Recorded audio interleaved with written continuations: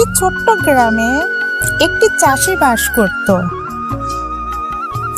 তার একটি খামার ছিল, সেখানে কিছু মুরগি ও হাঁস থাকতো। খামারটি ছোট হলেও তারা সেখানে সুখে শান্তিতে দিন কাটাতো। একদিন তাদের খামারের আশেপাশে একটি শিয়াল ঘোরাফেরা করতে লাগলো। সে অনেকক্ষণ ধরে লক্ষ্য করছিল কিভাবে হাঁস আর মুরগিকে ধরা যায়।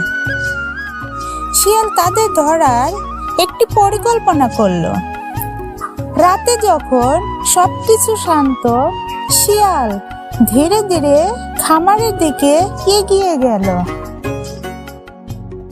সে ভাবলো প্রথমে মুরগিটাকে ধরবে, তারপর হাঁসটাকে। কিন্তু মুরগি শিয়ালের উপস্থিতি টের পেয়ে হাঁসকে ডেকে জাগিয়ে দিল। হাঁস আর মুরগি তখন চিৎকার করতে লাগলো।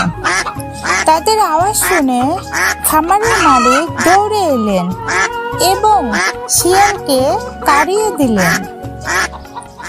শিয়াল ব্যর্থ হয়ে বনে পালিয়ে গেল, আর হাঁস ও মুরগি আরো সতর্ক রইল এবং শিয়ালের কোনো কৌশলে আর ধরা পড়ল না।